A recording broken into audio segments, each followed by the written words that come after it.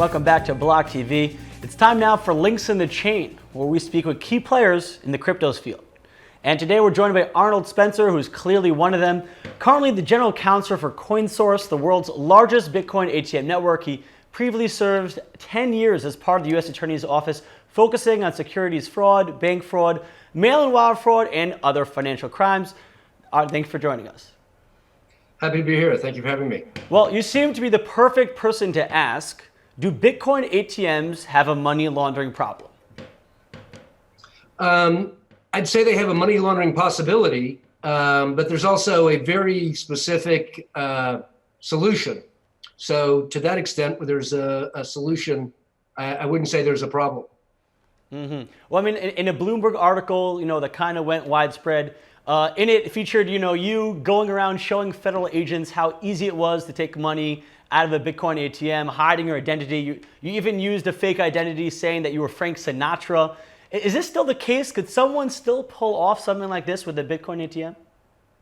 Well, I think it's fair to say there's a spectrum of ATM operators out there right now. It's a very new industry, and there's a lot of different people with a lot of different business plans that are coming into the industry. At one end of that spectrum, you have companies like Coinsource, who are absolutely positively focused on compliance. And we are committed to making sure that we are following state and federal laws in all the jurisdictions that we operate in. And that involves identifying customers and making sure that we're complying with the anti-money laundering laws. Mm-hmm. At the other end of that spectrum, there are operators who I think have a very short-term business strategy, who are saving money by not doing any of the compliance work, but they are subjecting themselves, of course, to both civil and criminal liabilities. So I think in the long term, what you're going to see is a movement from the non-compliant or the quasi-compliant companies towards compliant companies. Mm-hmm. And Coinsource, it has a BIT license from New York? We do. We were the 9th recipient of the BIT license from the New York regulators, and we were the first BTM company to receive a BIT license. Wow. And is that only, is New York only the only state like kind of on top of its game and regulating up to that point, or other states just lagging behind, or what's the story with that in your opinion? Again, every state's a little bit different. New York definitely is out in the lead and really is the sort of, I think, has the highest level of sophistication among the regulators, the best understanding of Bitcoin and blockchain and the cryptocurrencies that are out there. There are other states that do require registration. Those individual states view BTMs as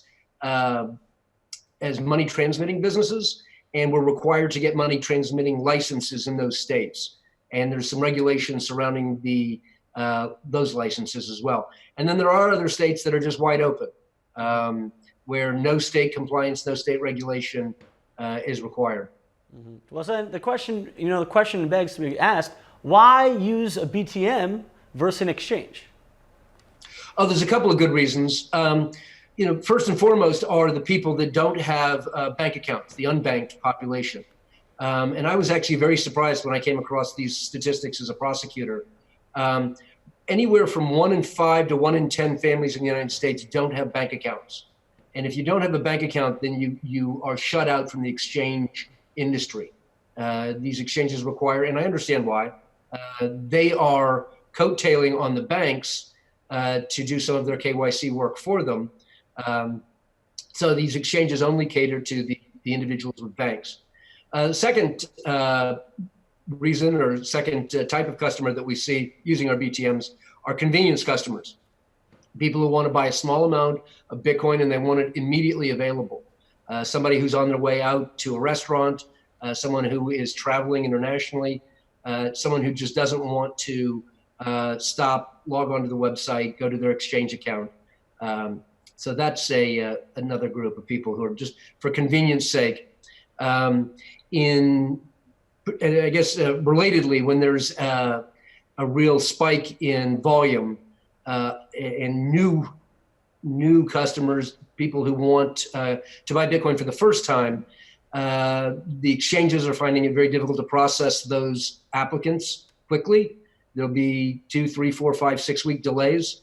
And of course, with the volatility in Bitcoin's price, waiting a couple of weeks, even a couple of days, can change your investment perspective. Those are a lot of the people who come to our machines because we process customer transactions in real time. You walk up to our machine, you have a 2, 3, 4 minute application process, or you can do it on your phone ahead of time, and then you can buy Bitcoin literally in minutes. Mm-hmm. And how do you say, how's in real time? Bitcoin transactions could take 10 minutes or more, depending on on the traffic that's on the network. How are you able to pull this off in real time? Well, probably not that interesting to get into the logistical issues behind it. We basically at Coinsource take that risk of volatility during the settlement period. So we are in the background doing some sophisticated hedging. But it is for a very, very short period of time. So, and over time that all works out. So if it goes up on some transactions, goes down on others, we're basically back to even. So we're able to give our customers a price quote, and then immediately engage in that transaction. And then it does take the 5 or 10 minutes to confirm on the blockchain. But from a customer standpoint, they're able to lock in on that price immediately and conduct the transaction. Mm-hmm. And especially as general counsel for one of these companies, what do you see, as a role, as a cryptocurrency, in shedding the negative, and criminal stigma that cryptocurrencies have, at least in pop culture right now? Between me and you, we kind of know how it works. We know that cash, is more widely used for criminals, but definitely, in the mainstream and definitely in the pop culture, what could cryptocurrencies do to shed that negative stigma? That's a fantastic question. Let me answer that in two parts. First of all, kind of the trends I'm seeing, and then secondly, what can we do as a community to accelerate that? I was a prosecutor for 10 years, and I've been out almost 10 years. When I first was introduced to Bitcoin, it was completely in the context of a criminal community, and that was my perception of Bitcoin. And I'm, one of these people that I think is representative of a larger group who have come to understand just exactly how valuable cryptocurrencies can be in legitimate business transactions, particularly at the retail level, but there's also some very special business-to-business transactions. So I have seen in the last 5 years a dramatic shift from headlines that associate Bitcoin and cryptocurrency with criminal activity. Now it's the popular story is Bitcoin and volatility. And increasingly that story is going away and we're getting to mainstream adoption. So I have seen over the last 5 years, and it hasn't happened as quickly as I thought it would, but I have absolutely seen this shift from this is the currency of criminals to this is some new interesting technology that has a lot of possibilities. Where do we go from here? I think we need to set aside this idea that we're going to be complete revolutionaries, that we're going to disrupt financial systems and turn the banking system and the monetary system on its head. And we need to focus more on incremental steps, how we are going to marginally improve the banking system, how we're going to marginally improve customer transactions and business transactions and be compliant. These guys who are operating without any compliance plans, BTM operators, peer-to-peer sales, all of these guys who are operating on the fringe, they are giving us a bad name, and they will continue to do so as long as they're out there. I think regulators and law enforcement are coming in and starting to bring more and more cases against these people, and that will have the effect of pushing this towards a industry that's viewed as both compliant and widely regulated. Mm-hmm. And kind of, along that same line of reasoning, definitely from someone who was formerly on the other side, of the table, do you feel that regulators have enough understanding of how the technology works and how this, the crypto economy works to properly police it, as well as do you think that the regulations themselves are there that give them the power to properly regulate it? I think it's in transition.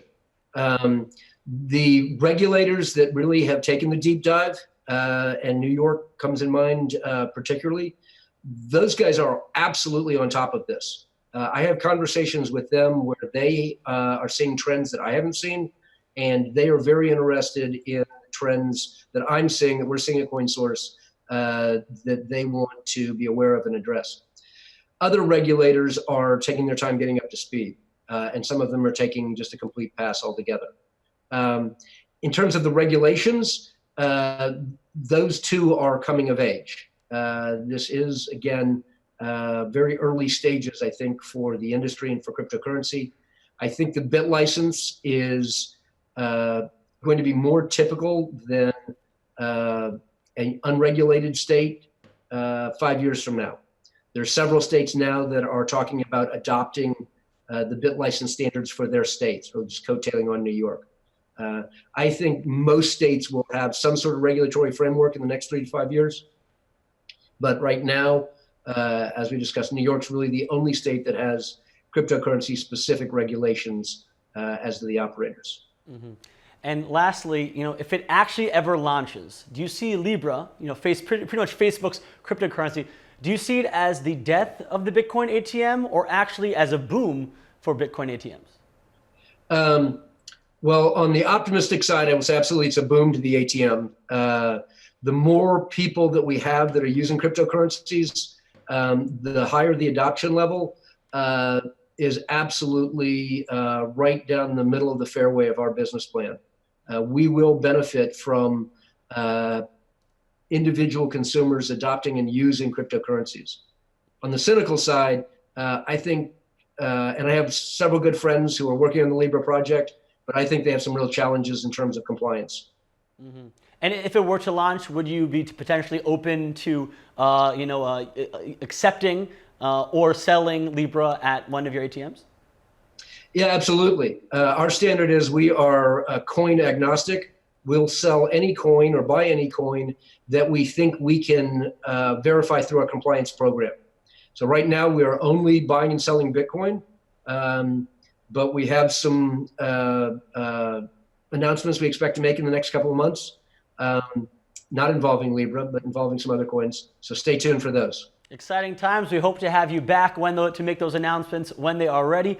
Arnold Spencer from Coinsource, thank you so much for joining us today. Fascinating as always for all of our viewers here at BLOCKTV. That was Links in the Chain. Stay tuned.